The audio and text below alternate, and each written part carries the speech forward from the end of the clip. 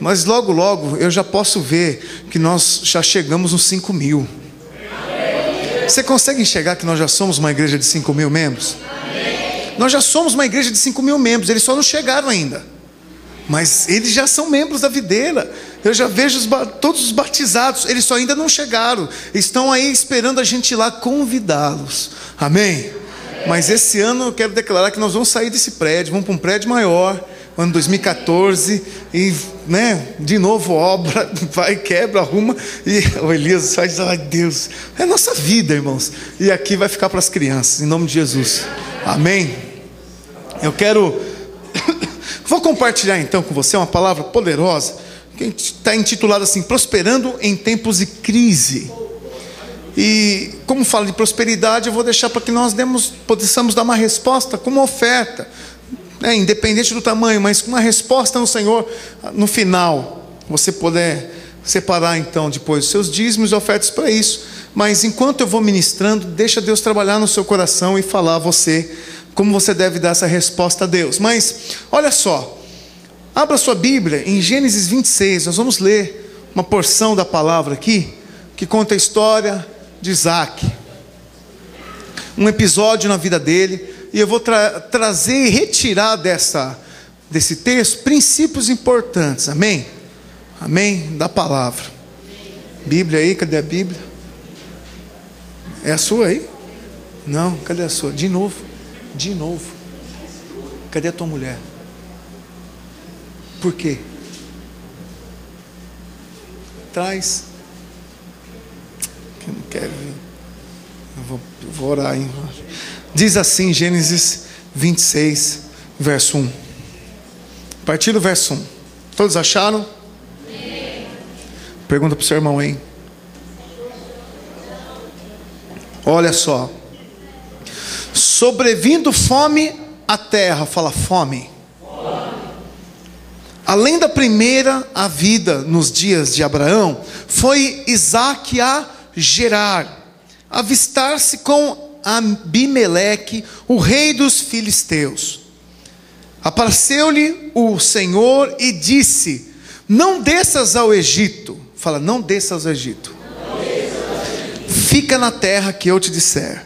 Habita nela, e serei contigo, e te abençoarei. Olha o que ele fala: porque a ti e a tua descendência darei todas essas terras, e confirmarei o juramento que fiz a Abraão, teu pai.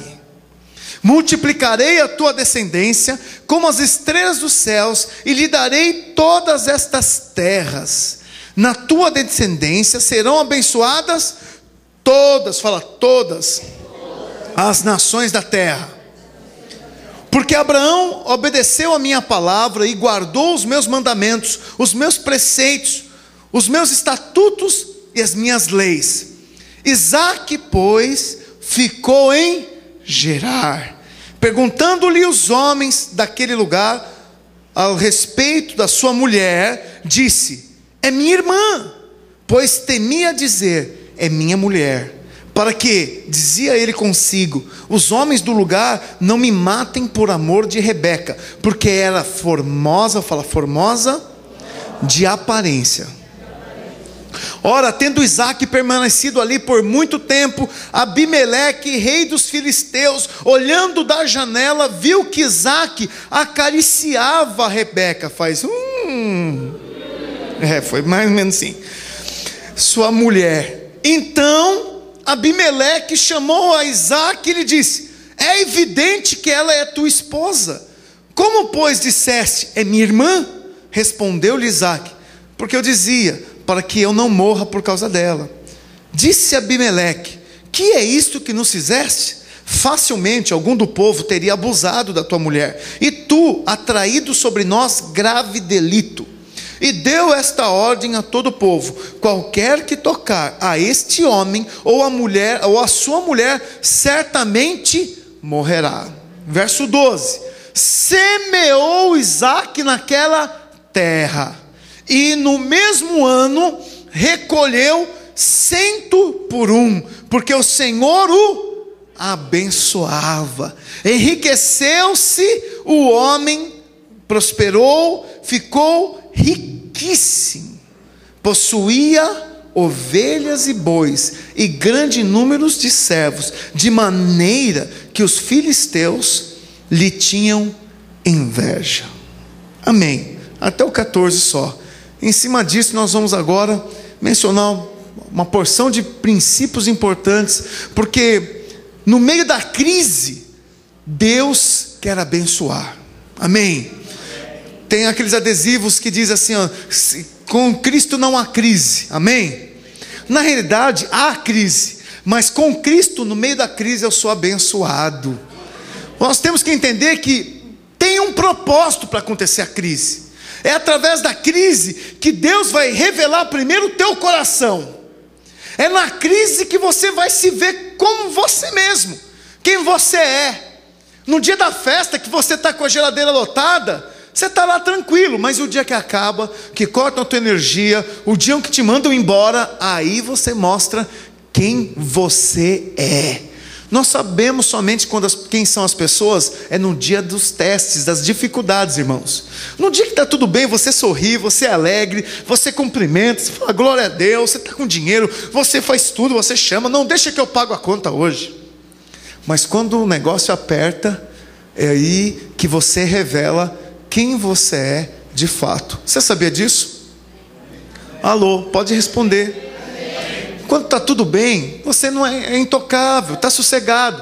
Mas quando te falta alguma coisa, é aí que você mostra se você é sem paciência, se você é explosivo, se você é iracundo, se você maldiz, se você pragueja, se você falta, se você vira as costas, se você desiste, se você falar, quer saber, então também não vou mais, ou não trabalho mais, ou não vou devolver. É só no dia da crise que é revelado o seu coração.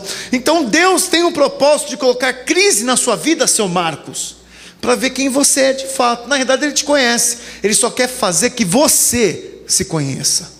E um outro propósito de Ele pôr crise na sua vida, seu Marcos, é para que você seja abençoado, porque é na crise que Deus manifesta o poder sobrenatural de fazer o impossível.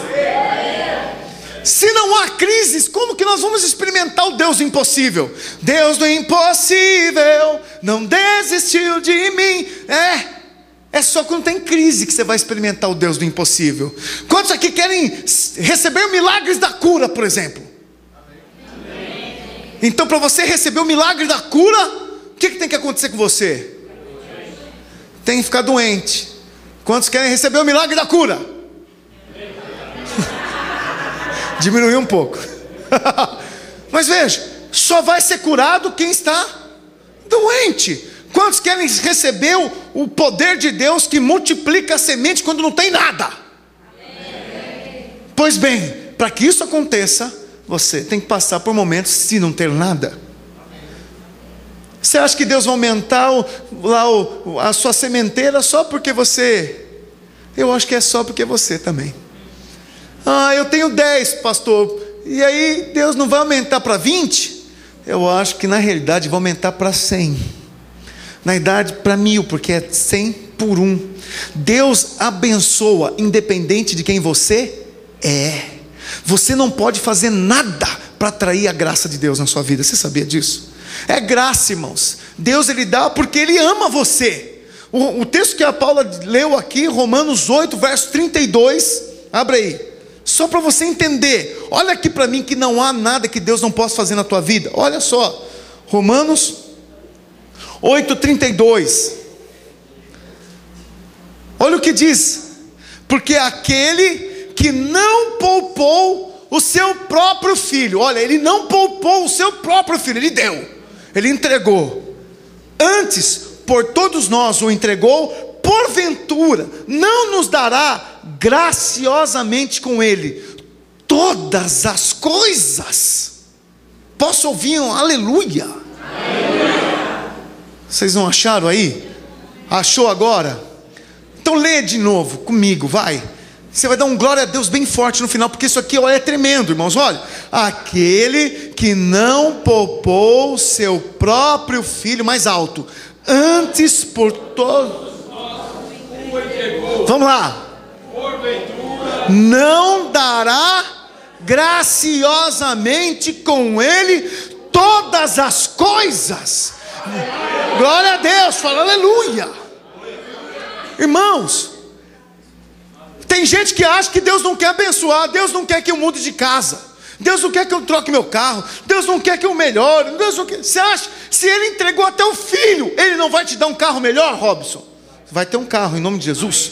Robson tem moto. Não vai fazer você prosperar. Até o filho dele, que era muito mais valioso, com essas coisas secundárias, Deus vai te dar todas as coisas, porque é junto com Ele. Amém? Você crê nisso? Então, se você crê nisso, nada vai ser retido de você. Deus quer abençoar a sua vida com toda a sorte de bênção. Amém. Cuidado com esse rádio aí. Só atende se for Jesus, hein? Mas olha só. Naquela terra, era uma terra de fome naqueles dias. Havia escassez de comida. Havia uma grande fome. Isaac foi para Gerar, ter com o rei dos filisteus, Abimeleque, para poder ter um lugar para trabalhar. E estava pensando em ir para o Egito. Mas aí Deus falou assim: não desça ao Egito, fique aqui. E eles ficaram. Impressionante que, pela história que nós lemos, Isaac foi um homem próspero e plantou naquela terra onde havia seca, onde não havia água. E a palavra de Deus diz que ele muito prosperou, porque havia uma palavra de Deus liberada para Isaac, que era para Isaac ficar em Gerar. E Isaac não olhou para as circunstâncias naturais, que tudo estava seco. Vem cá, se você tiver uns 5 quilos de trigo, e não chove, e a terra está seca, o que você faz? Você vai plantar? Você vai pôr na terra? Está seco, irmão. Você vai escravinhar lá, escarafunchar a terra, vai sair só pedra, e não tem água, não chove. O que você vai fazer com as suas sementes? Torrar, ralar e fazer farinha para comer. Comer com farinha. Não é assim lá no sertão? Não é farinha que come lá, Elias? De punhado assim? Pega assim com a mão? É assim, porque não se planta. Vai se plantar numa terra que não chove. Mas Isaac plantou numa terra seca. Isaac colocou lá a semente na contrapartida do mundo. Ninguém faria isso, mas Isaac ouviu a voz do Senhor e fez. Ele fez algo que poucos fariam, sabe? Certamente Deus vai usar esses tempos de crise, de dificuldade na sua vida. Quantos aqui têm passado por crises e dificuldades? Eu nem me atrevo a perguntar quem está passando de fome, senão eu vou morrer passando fome, porque eu fico condoído. Quem estiver passando fome hoje, janta comigo.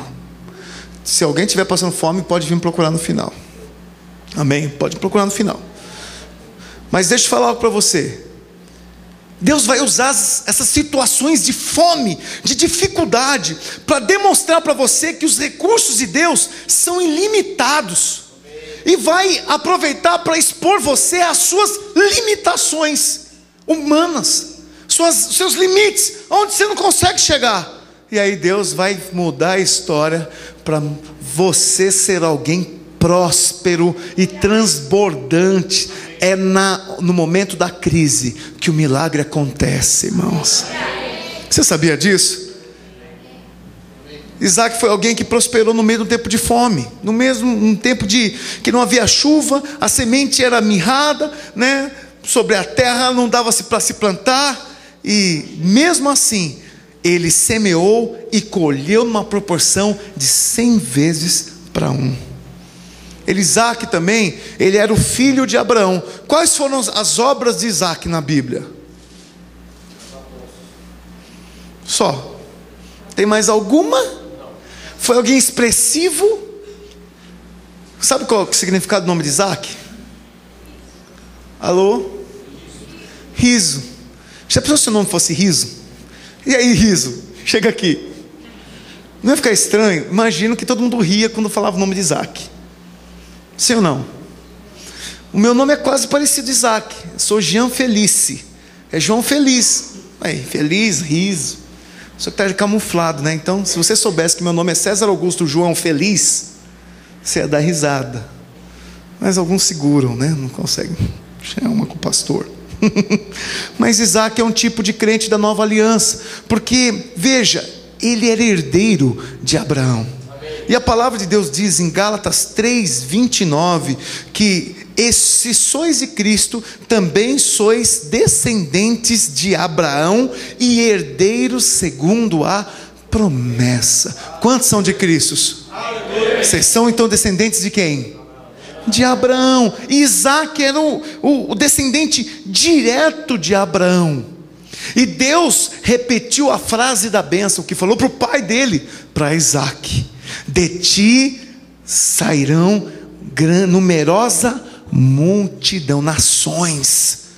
E ele falou: olha, você incontáveis como as estrelas do céu. Falou a mesma bênção que ele libera para o seu pai, ele libera para Isaac. E olha, como nós estamos em Cristo, a mesma bênção que está sobre Isaac está sobre nós, a igreja. Você entendeu isso? É poderoso. Pegaram a palavra eu mandei imprimir, ok. É poderoso, irmãos, porque se a mesma bênção está lá, o que é a fome diante de Deus? O que é a escassez diante de Deus? Pastor, mas eu estou todo errado. Eu sei, você vai ver aqui também que Isaac era menor cego. E Deus abençoava mesmo assim. Fala, apesar de mim, Ele me abençoa. O que você acha que você pode fazer para aumentar a bênção de Deus na tua vida? A bênção é de graça. Você nunca vai ser perfeito, irmão. Nunca haverá 100% de perfeição em você. Você, mesmo no seu último dia de vida, você ainda vai transpirar alguma maldade, algum coração errado, algum pensamento impuro. Mas Deus não olha para isso. Ele te abençoa porque Ele é Pai. E porque Ele é Pai, Ele não deixa o filho passar dificuldade por muito tempo, mas um pouco Ele deixa, porque o propósito é que a crise mostre quem você é. Fala, a crise mostra quem eu sou. Então nós vemos Isaac passando por um momento de fome, porém prosperando, crescendo, avançando. E eu quero ver então vou levantar agora alguns dos princípios que nós podemos notar aqui nesse texto. O primeiro deles, que eu vou intitular assim, que a herança é nossa, mesmo que ainda não estejamos na posse dela. Vamos repetir isso comigo? Fala, a herança é nossa, mesmo que ainda não estejamos na posse dela. Eu falo, você repete. A herança é nossa, mesmo que ainda não estejamos na posse dela. É tua. E ninguém tira. É promessa. Aquilo que Deus deu, o diabo não toma. Você está ouvindo? Deus disse para Isaac não descer para o Egito, porque Ele fala, a terra que você está, eu vos darei. Havia uma promessa. Ele disse, eu vou te dar essa terra, Isaac. Não desça, não vá para o Egito. Fique aí onde há fome. Sabe onde você está passando a luta? Não saia. Deus vai derramar a bênção. Sabe onde está difícil suportar? Estão me perseguindo. Você viu que perseguiram? O povo filisteu teve inveja dele, porque ele prosperava. Ele prosperou. Não desista. O que Deus prometeu é fiel para completar e entregar para você. Você tem que entender isso. Essa terra que Deus deu para você, que é uma terra difícil, sua célula, o seu trabalho, o seu casamento, olha para tua esposa e não olhe para ela como uma terra seca, por mais que esteja toda sem vida, sem alegria. Não é verdade? É porque você também é um sanguessuga que só tira a água da terra, em vez de adubá-la, regá-la, plantar um jardim. Fica pegando essa terra e deixando nascer as toceiras, os matos, né? as pragas, as ervas daninhas. E aí a terra, o jardim vira um balaio, vira lá vira o quê? Dá um exemplo aí de um espinheiro, né? Vira lá um espinheiro. E você, Adão, devia cuidar do seu jardim e deixar arrumadinho. Então você tem que olhar para tua esposa, ou para o teu marido, ou para o teu trabalho, ou para os teus filhos, e saber o seguinte: não importa a crise, Deus me deu, é meu, e o diabo não toma. Não toma.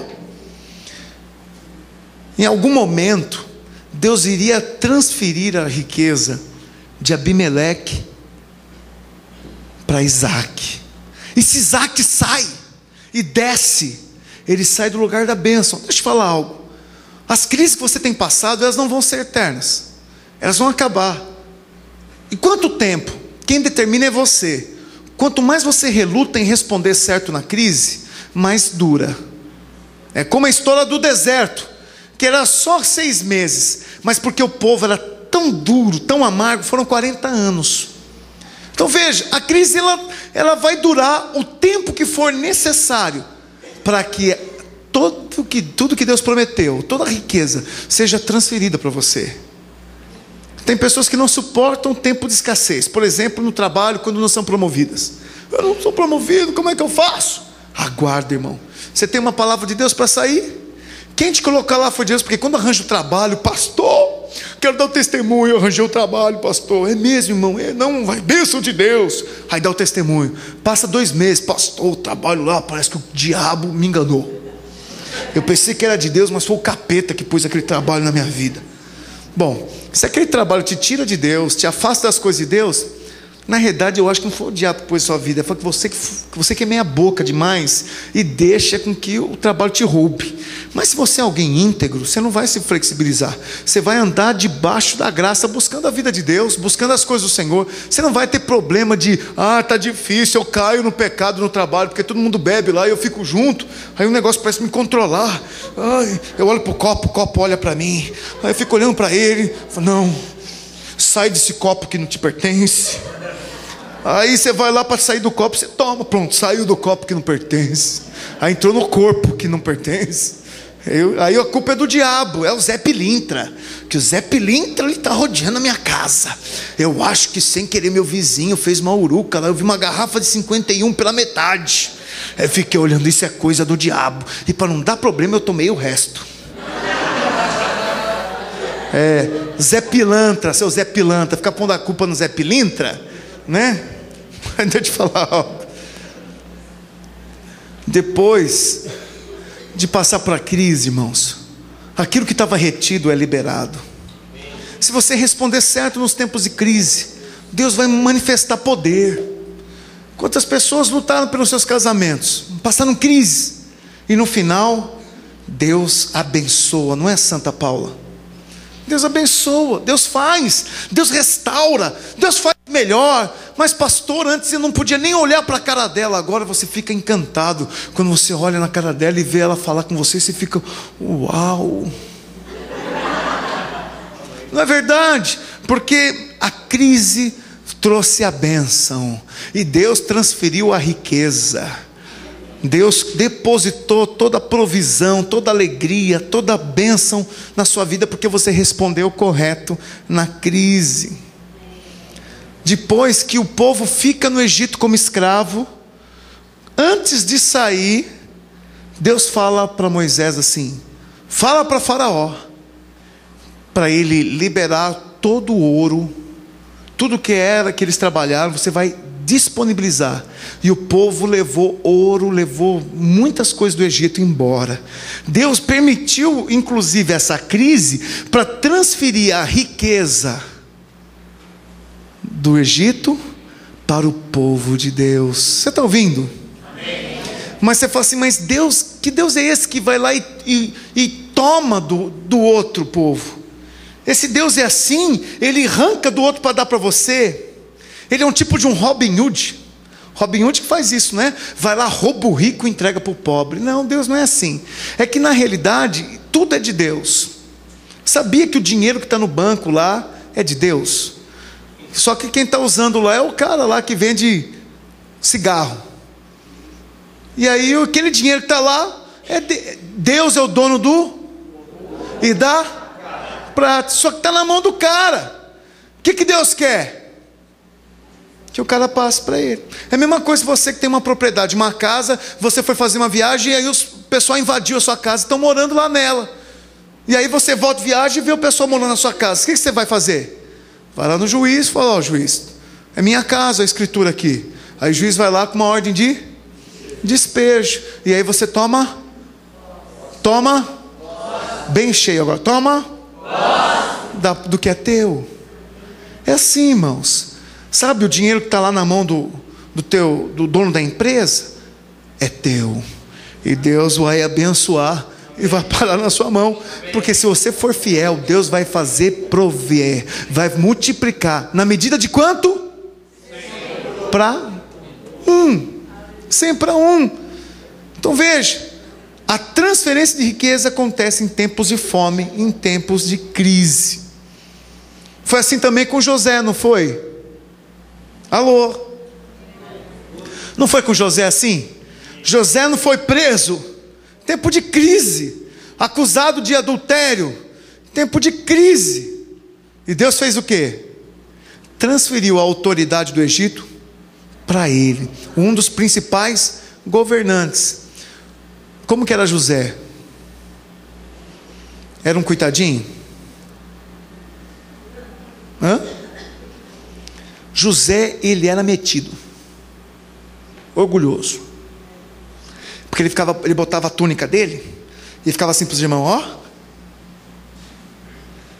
colorir, ó, todo mundo de cinza, de pano de saco de farinha, e ele tinha uma túnica de mangas, tá lá, ganhou do pai, né, toda bonitona, e ele falava assim para os irmãos dele, ó, ganhei do meu pai. E é o pai dele também. E o coitadinho, né? Teve tudo na estica, todo mundo, mas com a roupa lá tão básica. E ele passava assim, snob. Quando ele foi preso lá e falaram assim para ele, ó, desvenda meu sonho. E ele desvendou o sonho. Ele falou assim, ó, lembra-te de mim, hein, ó. Fui eu quem lembrou do seu sonho. Ele pediu glória para ele naquela hora. Ninguém olha assim na vida de José, né? Mas José era alguém meio arrogante, eu acho. Porque ele estava no meio dos irmãos e falou assim, eu tive um sonho. Eu sonho assim que tinham 12 feixes. E ele tinha 12 irmãos. 11 irmãos, né? Ele era o 12º. Tinham 12 feixes. Aí tinha lá o sol, a lua. Tinha lá os exemplos. E eles se inclinavam para mim. O que ele estava falando para os irmãos? Vocês vão se inclinar nos meus pés. Ele era arrogante? Eu acho que ele era um pouco arrogante. A Bíblia não fala que ele era arrogante, mas para alguém falar assim para os irmãos, eu tenho certeza que um irmão, eu vejo isso em casa, né? Que você percebe? O que é? Qual é? Vai lá, que pai, o pai, fica puxando a sardinha para ela, você dá mole para ele, hein, pai? Você quer lá? É assim, os irmãos sempre vão. Então, olha, mesmo assim, Deus derramou a bênção sobre José e abençoou ele. Amém? Alô? Amém. É que a gente não quer, né? A gente não quer que o arrogante seja abençoado. A gente quer que ele estoure a cara. Não é assim? Não dá essa vontade? O cara não podia se estourar um pouco? Bem feito. Olha, olhando nessa ótica, pastor, acho que eu jogava ele no poço também. E vendia, mas vendia para alguém que morasse no Brasil. Não ali perto, porque para mandar longe. O cara pensa, quem pensa que ele é? Está se achando. O cara é o Tássia. Não é verdade? Agora dá para dar um pouco de razão lá, né? Para Simeon, para Rubem. Dá para falar assim, eu acho que no lugar dele, eu tinha feito a mesma coisa. Ele devia ficar ali cozinhando, né? E era um dos mais jovens, né? O segundo mais novo lá. Deixa eu falar algo. Deus, não importa quem você é em Deus. Não importa que tipo de vida você tem tido em Deus. Se você é de Deus, se você tem Jesus no seu coração, não há restrição para a bênção descer sobre a tua vida. Eu sei que nós às vezes queremos uma justificativa, mas é claro que existem princípios que atraiam a bênção, mas Deus abençoa quem Ele quer. Amém? Amém. Deus abençoa quem Ele quer, e no tanto que Ele quer, não importa. Não, você não pode ser mais bonzinho para aumentar o amor de Deus por você, e nem você pode ser pior ainda para tentar diminuir a paixão dele, porque Ele ama você, não importa o quão bom ou quão mal você faz. Ele é Deus e é Pai, e porque Ele é Pai, Ele ama, e porque Ele ama, todas as bênçãos estão separadas para você. Amém. O segundo ponto é, não desça ao Egito. O Egito simboliza o mundo. O Egito simboliza a vida natural, que não depende de Deus. Ele diz no verso 10, Deuteronômio 11, verso 10, você pode abrir?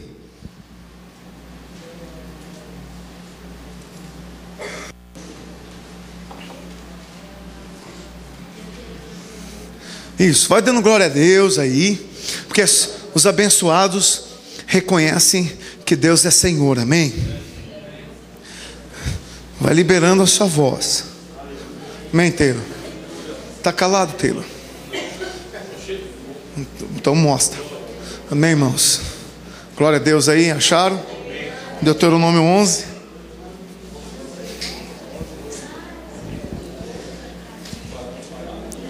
Olha só.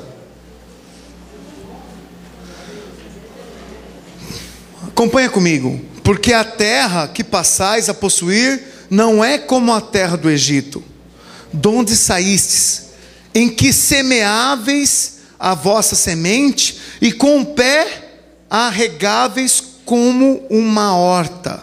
Mas a terra que passais a possuir é terra de montes e de vales, da chuva dos céus beberá as águas. Aleluia, amém? Amém. Olha só, o Egito, é uma terra seca. Quem já viu os filmes lá das pirâmides? Qual que é o cenário? Tudo deserto, amarelo, não vê nenhum verde, terra seca. Mas o Egito era próspero porque ele usava recursos. Eles tiveram ali com as suas engenhosidades, por exemplo, fazer um sistema de irrigação para poder levar água do Nilo, do Eufrates, né, do Tigre, para levar até lá as suas plantações. E aí Deus fala assim: não faça como do Egito, os egípcios, que com o pé regáveis a uma horta. Então eles vinham assim com o pé, abriam e jogavam a semente. Dava mais um passo, com o pé abria a terra, jogava a semente, fechava, com o pé, abria, fechava. Só isso, porque depois vinha a irrigação para irrigar a terra e frutificar lá e germinar a planta. E Deus disse que não, você vai na onde? Nos montes. Nos montes, diz a palavra aqui no finalzinho, olha, mas a terra que possuís, possui a terra de montes e de vales, e da chuva do céu beberá as águas. Sabe o que é isso? Não use recurso natural para semear ou achar que a bênção vai vir porque você tem feito coisas naturais. Tenha os seus olhos nos céus. Confie que Deus mandará a chuva que alimentará a terra. O nosso problema é que nós achamos que, como naturalmente nós estamos trabalhando, a bênção vem. Aquele que é de Deus entende que está nas mãos do Senhor. Então o problema da crise é porque olha para a terra. O egípcio olhava para as coisas do mundo, ele aponta para o mundo, o Egito. O faraó aponta para o diabo.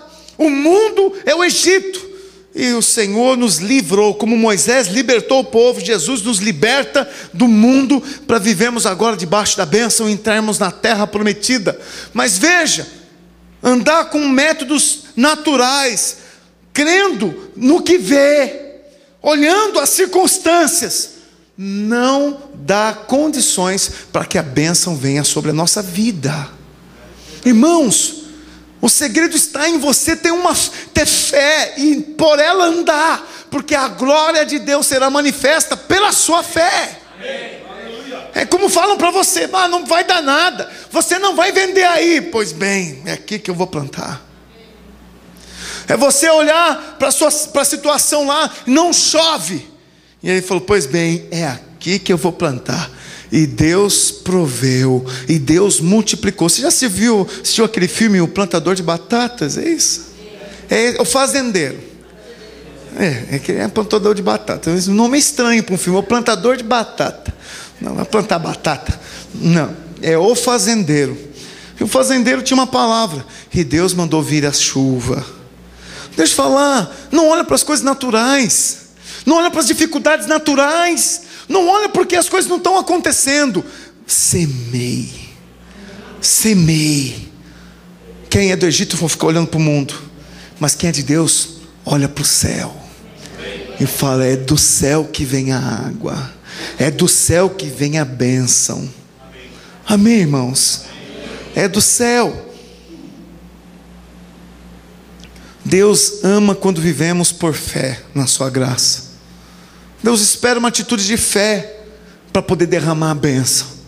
Se Isaac não planta e desce para o Egito, eu acredito que ele tinha dado uma outra história, mas era uma promessa de Deus, que o filho de Abraão, ele seria ali um dos primeiros da multidão de filhos. E ele ouviu a voz do pai. Quando Deus fala: o que eu prometi a teu pai, farei em você, não desce à terra. Ele continuou firme naquilo que Deus falou, e esperou o tempo necessário. E houve o tempo onde a chuva desceu e multiplicou, e veio e deu fruto. Você está ouvindo, queridos? O que eu estou falando para você são princípios importantes para você não sair tomando decisão à revelia. Não saindo tomando decisão só porque você está olhando uma situação caótica, por exemplo. Quantas vezes você orou e declarou sobre a situação que ela vai mudar? Quantas vezes você profetizou: não aceito isso, tem que mudar, porque Deus prometeu. Deixa eu falar para você: Deus prometeu um casamento feliz para você? Sim ou não? Deus prometeu toda sorte de bênção financeira para você? Ele prometeu curas para você? Então por que você não toma posse disso? Porque, veja, se você acha que isso é muito, trocar de casa é muito, Marcos, ter uma empresa é muito, você acha que isso é muito, que você não merece, ele, por você que acha que não se merece, entregou o filho dele. Quanto mais não te dará as bênçãos que forem necessárias para você prosperar e ser bem-aventurado nessa terra. Você está me ouvindo, irmãos? Terceiro ponto: nós somos abençoados apesar das nossas falhas. Independente de quem você é abençoado. Alguém pode falar um glória a Deus por isso? Veja. E outra coisa que eu quero falar: quem é bem-aventurado? Quem é esposa que tem homem de Deus? Quem é casado com homem de Deus aqui? Você fala para o seu marido que ele é homem de Deus? Você fala assim: você é um grande homem de Deus, hein? Fala? É verdade, marido? Você já ouviu dela? Fala assim: nossa, ela fala que eu sou homem de Deus. Sabe por quê? O que diz a Bíblia aqui nesse texto que nós lemos de Isaac? Que ele mentiu porque ele estava com medo do quê? Estava com medo do quê, Marcos? De ser morto por quê? Por causa da esposa dele, da Rebeca. Então, a Rebeca era o quê? De muito grande formosura. Olha como uma bênção de Deus. Todo homem de Deus tem uma mulher formosa. Mas só meia dúzia falou amém. Todo homem de Deus, Deus dá uma mulher formosa para ele. Amém, Paulo? Oh, amém, irmãos? A minha esposa é formosa, é bela. Olha, Isaac ficou com medo de que iam matar ele para ficar com a mulher dele. Aí ele mentiu. Qual que é a nossa tendência para falar para as pessoas que mentem? Elas estão passando por um problema, por exemplo, no trabalho, e a pessoa mente. Qual que é a nossa tendência? Porque você mente. Você mentiu, e porque você mentiu, olha o que está acontecendo. Não é assim a nossa tendência? Para falar que é o que ela semeou, ela está colhendo. A gente pega as coisas erradas e atribui ao pecado da pessoa, ao erro da pessoa. Nosso coração é um pouco assim. Quando nós vemos alguém não passar por um momento bom de provisão financeira, nós já vamos falar o seguinte: é porque você não dizima, você está dizimando? Não é assim que nós somos? Nós somos tão legalistas, porque Isaac mentiu, pecou, e mesmo assim, Deus multiplicou a semente dele, multiplicou os frutos, 100 para 1. Está vendo como a graça de Deus vai além de nós? Fala graças a Deus. Graças a Deus. Já pensou se Deus tivesse o seu coração para abençoar os filhos? Lascou, você não estava nem aqui hoje, acho. Já tinha sido punido, dizimado, esquartejado, mandado um pedaço seu para cada lugar dessa terra. Inferno, puxa a cordinha, você desce. Mas Deus não pensa, não vê como o homem vê. O coração de Deus é um coração de pai, e Ele não olha a mentira, Ele olhou a promessa. Falou: então estou liberado. Não sei se você acha que você está liberado, você está lascado. Porque o problema aí não é a bênção de Deus, é a maldição do capeta que vai catar você. Porque aquele que mente não tem crédito. Aquele que engana não é confiável. Deus abençoa. Bom, Deus abençoa quem Ele quer. Mas deixa eu dizer algo: você só honra a Deus quando você anda em obediência.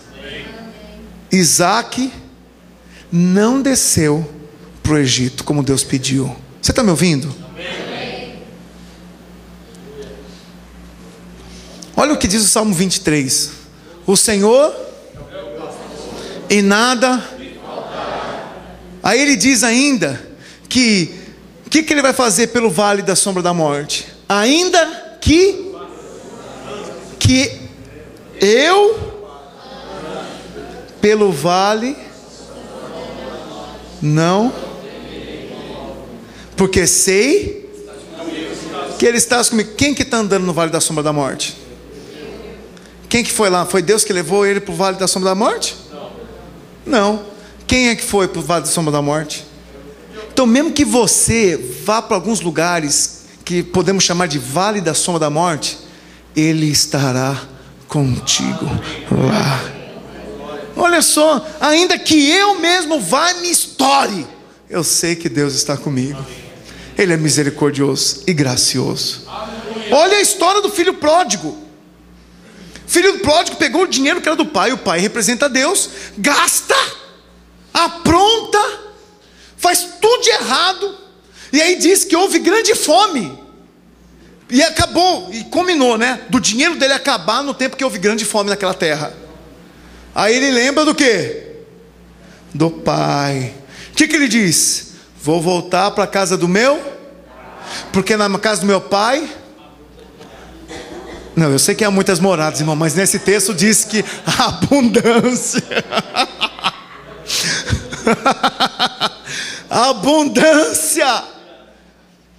abundância, veja. E aí o que o pai faz? Não, você saiu, pegou a bênção, jogou fora, agora você vai trabalhar como escravo aqui dentro. O coração dele até que ele voltasse como um escravo.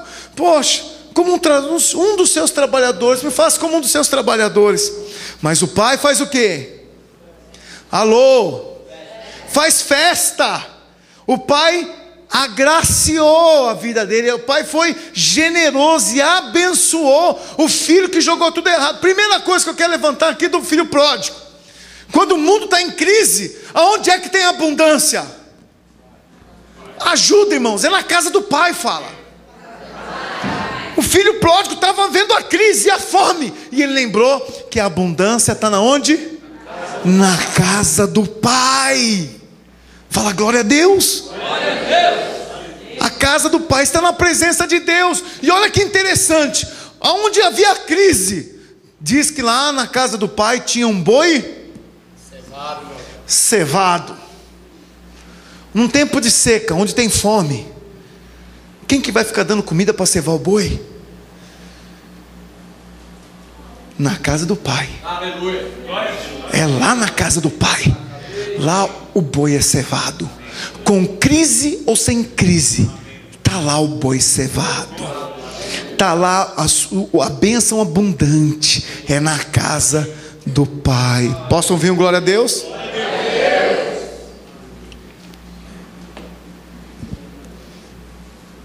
Outro ponto. Somos abençoados apesar das circunstâncias. Não importa o que está acontecendo.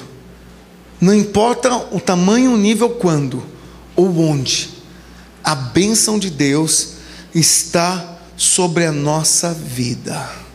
Veja, logo depois que Isaac resolve o problema que envolvia o seu casamento, que ele estava mentindo, diz a palavra que ele semeou e plantou e colheu a 100 por 1. Irmãos, somos abençoados quando o nosso casamento possui realidade, quando a nossa vida conjugal é ajustada, quando há respeito, quando há honra, quando há alegria, quando há prazer. As pessoas podem ter a sua vida financeira até comedida, mas quando não estão bem em casa, porque existe um princípio bíblico que impede com que Deus derrame a bênção dele sobre a casa, que é em Mateus 18, que diz que nós devemos estar, quando os dois estiverem ali em comum acordo reunidos, a bênção virá. Quando o casal está mal, Deus não pode abençoar. 1 Pedro 3,10 diz que nós devemos tratar nossas esposas como vaso mais frágil, preferindo ela em honra, para que não sejam impedidas as nossas orações. Então, se eu não cuidar bem da minha esposa, se eu não amá-la, não respeitá-la, não protegê-la, se eu não fizer os gostos dela, não todos, mas aqueles que... Como é que a bênção vai estar na minha casa? Por exemplo, como é que eu vou ter paz se eu não gerar paz no coração dela? Primeiro que eu tenho, como eu gero paz? Dando proteção. Você tem coragem de morrer pela tua esposa? Alô, o Rai vai casar.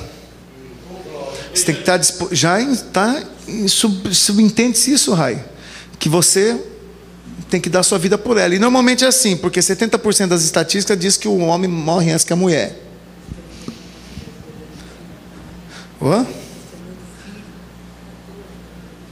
Do pastor de... sim, o pastor lá de Goiânia falou que o Felipe, no Rio de Janeiro, era o intérprete do pastor Larry. Ele entrou bandidos na casa dele.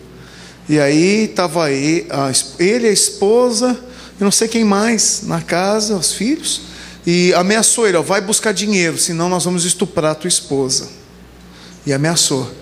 Aí o Felipe, isso o Larry contando, né? O Felipe virou, olhou na cara do bandido com a arma e falou assim para ele: olha aqui, se você encostar um dedo na minha esposa, saiba que alguém vai morrer nessa casa hoje, ou eu ou você. Por fim, eles não fizeram nada, pegaram suas coisas da casa e foram embora, porque eles queriam arranjar 60 mil reais, um negócio assim, um valor alto. Você tem que ir atrás disso. Mas você está disposto a fazer isso? A morrer para a tua esposa? Aí o marido podia olhar bem na carinha da esposa e falar sim ou não, né? Se tiver coragem. Porque a esposa pode olhar com aquela cara fumegante e ele fala assim: sim, querido, eu morro por você, de medo.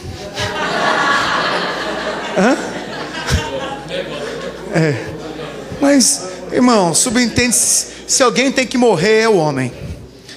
Porque assim como Cristo morreu pela sua igreja, o marido tem que morrer pela esposa. A esposa podia falar assim: você morreria por mim?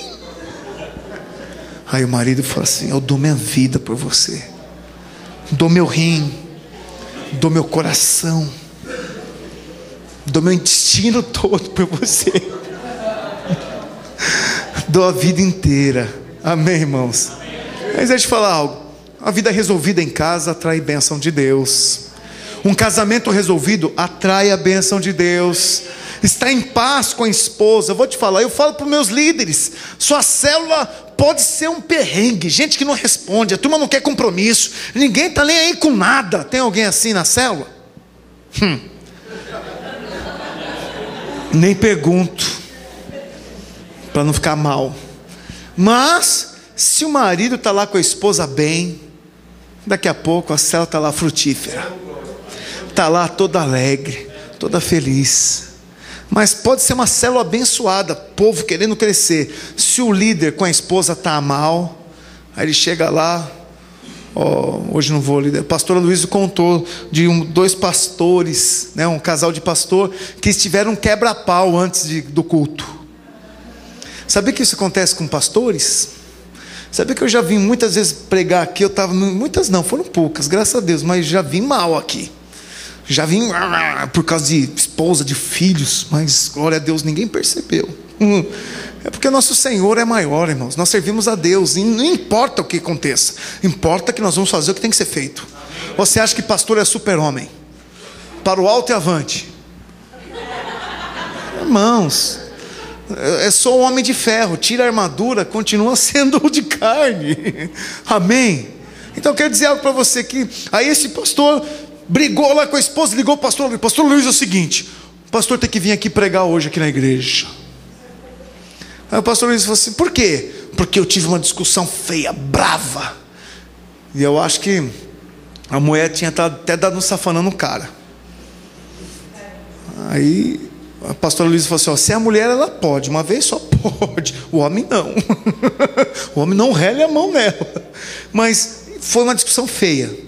Aí ele falou assim: pode deixar que eu vou ir, só que eu não vou ir pregar, eu vou ir assistir o culto. Quem prega é você no primeiro culto, e no outro culto ela prega. E ele foi lá com a esposa assistir o culto, e senta na primeira fileira, né? As igrejas dele sempre senta lá, e ele pregou lá, olha, irmãos, né? E foi uma bênção. As coisas aconteceram. E depois, quando ela pregou, falou que foi melhor ainda, porque ela começou o culto e falou assim: olha, irmãos, eu estou aqui pela misericórdia, porque eu não sou nada. E ele falava assim com ele: é verdade, ela não é nada mesmo.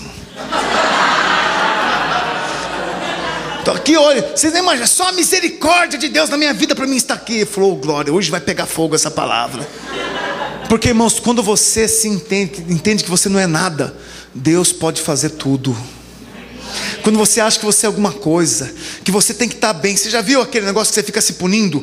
Não, eu vou fazer o louvor da célula, mas eu nem orei direito, eu nem preparei as palavras, isso aqui, como é que eu faço? E agora vai ser horrível. Como eu posso orar? Eu não posso fazer o louvor, porque eu não me preparei.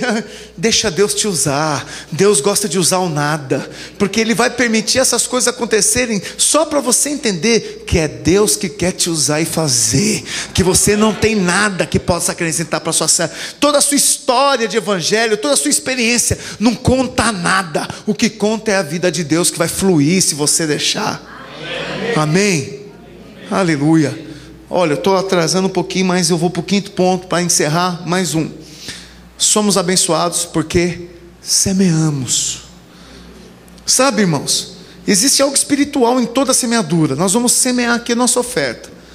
Entenda o seguinte, por favor: quando você oferta algo, você está expressando o teu coração, a gratidão a Deus. Eu quero dizer algo para você sinceramente.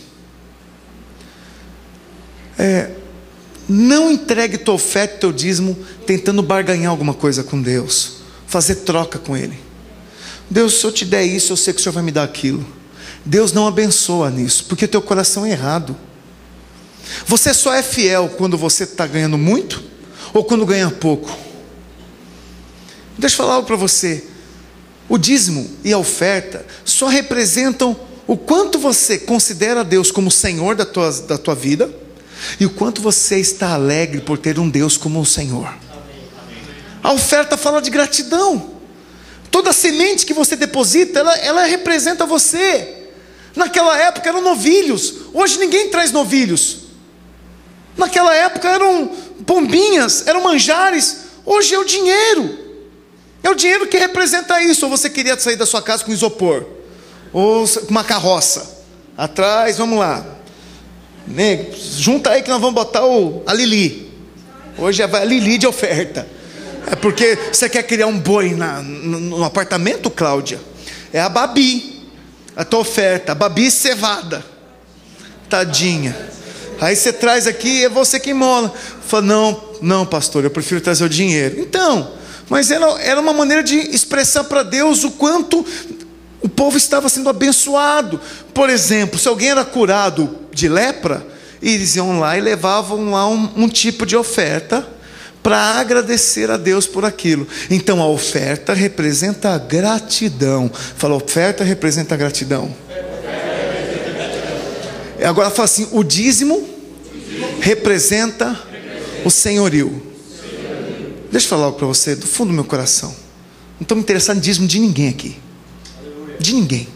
Você que não dizima, faça o que você quiser, o problema é teu. Mas o dízimo, ele diz de quem é Senhor da tua vida. Ele deu um mandamento. Jesus Cristo, ele não veio para anular. Tem gente que fala que não, mas nós estamos no tempo da graça. É verdade. Mas você vê Jesus falando para não dizimar? Jesus ainda fala, ó, se você não exceder a justiça do fariseu, quer dizer, se você não for além deles, porque o fariseu dava dízimo de tudo, mas não amava a Deus intimamente, olhava o irmão que estava do lado e deixava o irmão se estourar. Então, se a sua justiça não exceder a do fariseu, que além de ser fiel no dízimo, de colaborar, de compartilhar, você estender a mão para ser um líder de célula, por exemplo, abrir a sua casa para ser um anfitrião, por exemplo, fazer o anjo da guarda com o irmão que chegou agora, por exemplo, sua justiça não excedeu a dos fariseus. Você é igual à lei, você é um fariseu. Está me ouvindo? Agora, toda semente tem um poder de atrair frutos. Deus pode abençoar sem alguém semear? Pode. Por quê? Porque Ele é soberano, está no controle de Deus. Se Ele quiser derramar a bênção sobre o espírita, Ele faz, porque Ele é Deus. O gozado é que Ele faz isso para o espírito, mas não faz às vezes no filho dele, porque Ele tem que ensinar algumas coisas no filho dele. Mas Deus sempre faz isso para punir? Não. Mas eu tenho certeza que o coração de um pai, quando abençoa, é porque ele se alegra com o filho. Eu olho isso porque Deus é pai. A Bíblia diz isso. E se Ele é pai, Ele tem coração de pai. E nós temos a mesma essência. O semear e o colher é só uma maneira que Deus faz para que a bênção chegue.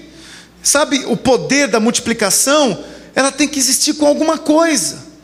Algo tem que tomar lugar. Por exemplo, Deus não podia falar assim, ó, pilim pim pim, todo mundo está perdoado. Alguém teve que ser a semente. Jesus tinha que morrer, mas não podia ter poupado Jesus. Falou assim, não, vamos fazer o seguinte, ó, pronto, ó, esqueci. Legal, todo mundo perdoado. Uma semente tem que ser lançada na terra.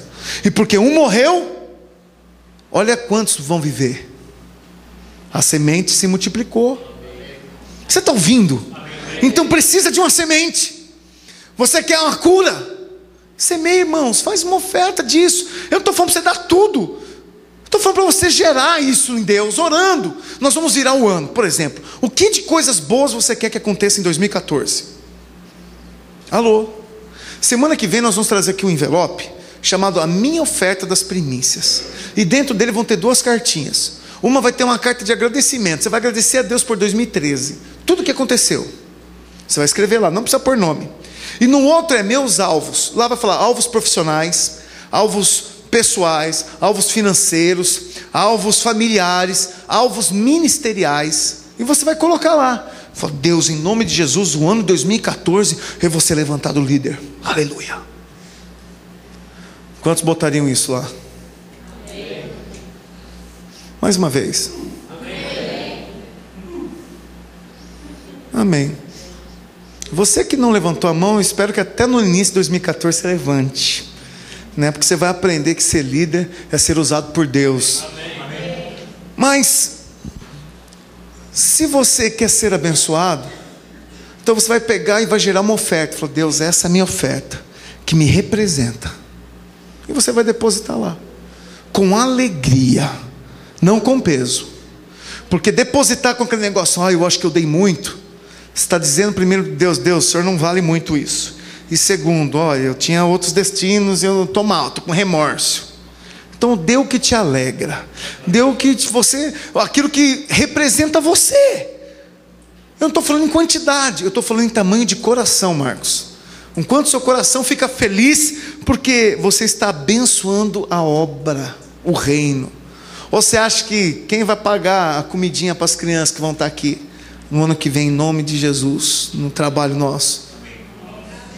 Nós estamos aí para comprar o terreno, está lá na iminência. Nós queremos que o ano que vem venha um prédio aí novo. Se Deus quiser, vem de graça. Você crê nisso? Amém. Você crê nisso? Amém. Irmão, é isso. Se você crê nisso, você tem que semear, porque a bênção vai vir quando você abrir a mão para que Ele possa derramar. Amém. Toda a riqueza que Deus quer depositar é para um propósito. Toda. Ou você acha que Deus vai te dar um carro maior para quê? Para você sair a 200 por hora na Imigrantes? Para você agora ir para a praia todo domingo, lá do Guarujá, da praia de Pernambuco? Que aproveita da carona para o Robson na hora de voltar, né, Robson? Mas nem dá, né? Porque o cara vai na praia de Pernambuco, sai de lá às 7 horas da noite no domingo, que ainda está sol. Deus me deu um carro, agora eu tenho que curtir. Eu vou viajar para Peruíbe, para Bertioga, vou até Ubatuba, e aí some da igreja. Foi para isso que Deus vai dar a bênção. Fala: Deus só abençoa para um propósito. Quantos aqui querem, como Elias orou, né? Querem ser ricos? Milhões. Quantos querem tomar posse de milhões?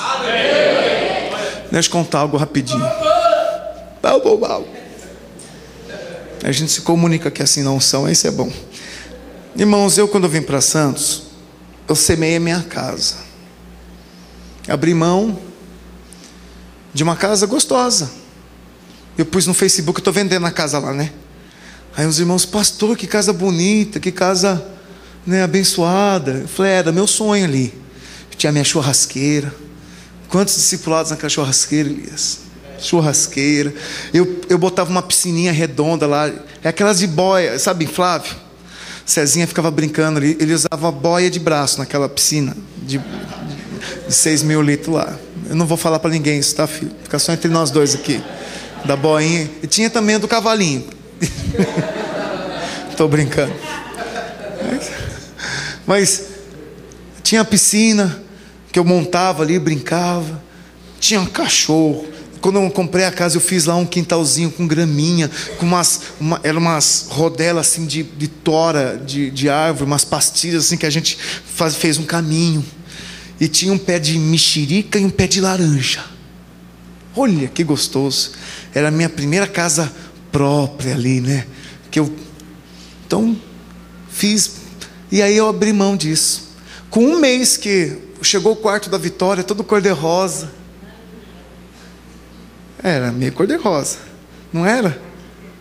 Eu acho que tá vendo que eu nem acostumei com o quarto. Nem um mês que ela chegou com o quarto, que ela sentou na escrivaninha dela. Agora eu vou brincar aqui de secretária, vou estudar. Aí tiraram o caderno dela: sai daí, menina, vamos embora, tudo para Santos.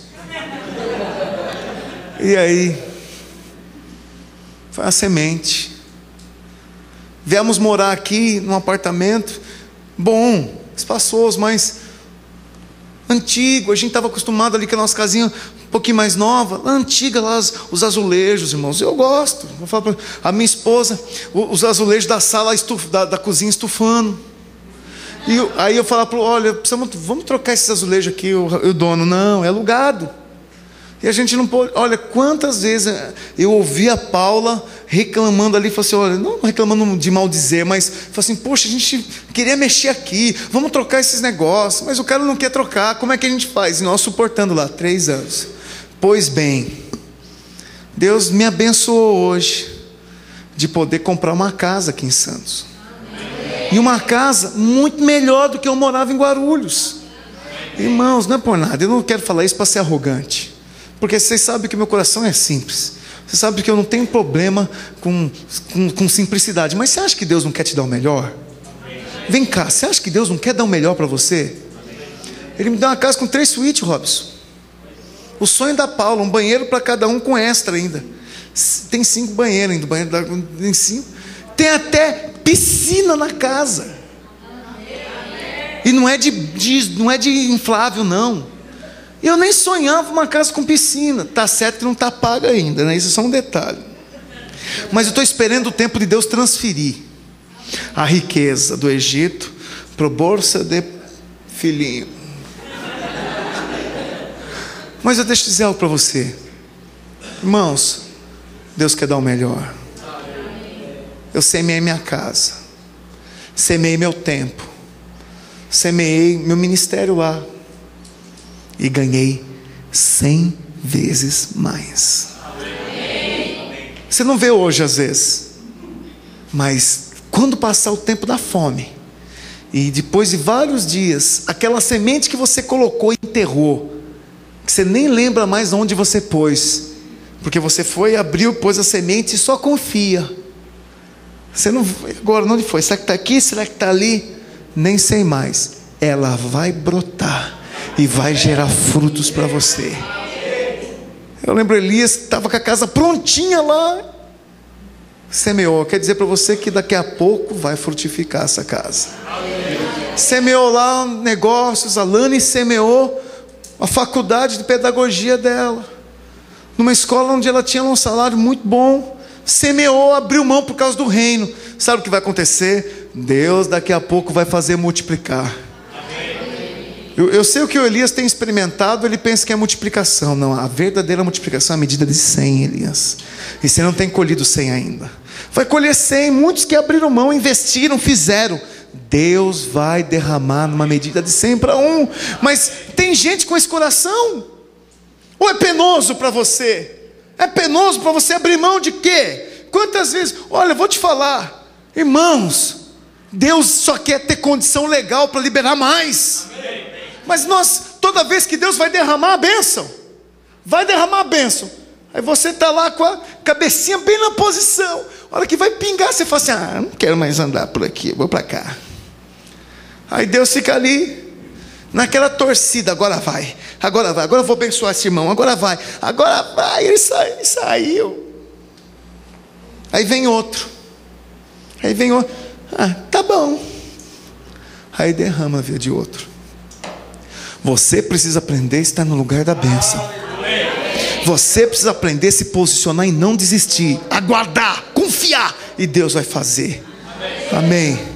Fique de pé, que eu quero encerrar aqui. Eu passei já do meu horário. Tenho 10 minutos que eu quero só orar com você.